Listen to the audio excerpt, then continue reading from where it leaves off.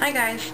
So Victoria Schwab, author of The Near Witch and The Archived, which comes out in January, is doing this Making History project. And when I first read about it on her blog and then saw her first 3 videos, I knew it was something that I wanted to participate in. But the thing is, whenever somebody asks me to share a memory, my mind goes completely blank. I don't know why. It's just one of those things. So I thought about it all of last night and most of today, which is kind of dumb, right? I mean, like, how can you not have memories that just pour into your mind and that you're willing to share? But I don't. It's not that simple. For the most part, I had a happy childhood, so it's not that. But when I was 8, my dad was diagnosed with cancer, and for the next 2 years, most of it is a blur. I'm missing like a big chunk of my life, so that probably has something to do with it. And that was actually the first memory I started to share, but it seemed weird to be sharing non-memories when this project is supposed to be about memories. So I started out saying that I don't remember when my dad was diagnosed with cancer. I don't remember the first time he went into the hospital or when he started chemotherapy. I don't remember any of that. So I finally came up with an actual memory, and it has to do with my dad. It's one of the few memories I have of him, and it's a happy one, which I would much rather share than the sad and depressing memories that I do have. So this memory shaped me as a person, it shaped me as a reader, it shaped me as a writer. I'm a book blogger, and I'm also an author, so I figured that would be a good memory to share.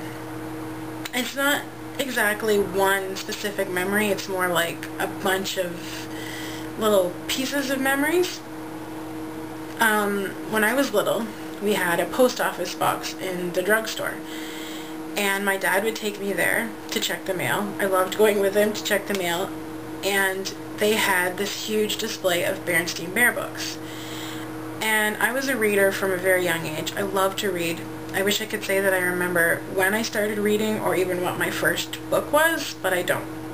I'd love to say I was one of those child prodigies who started reading when she was 3 and could read chapter books by the time she was 6, but I honestly don't remember. But I do remember my love of Berenstain Bear books, and I tie that in with my dad because he bought me most of my collection.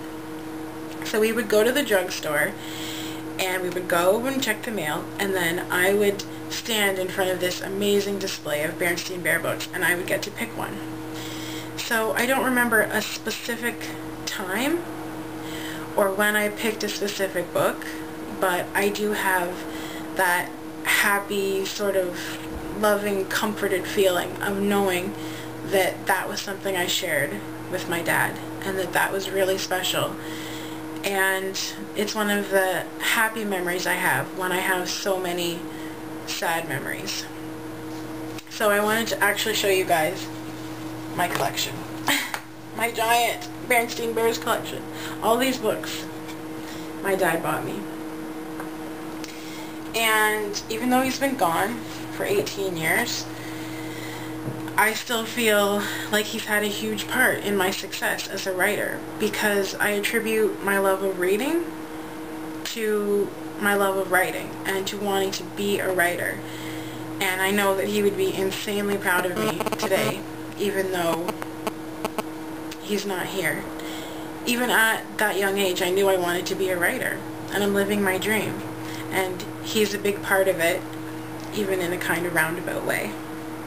So that's the memory I wanted to share with you guys. Thanks for watching.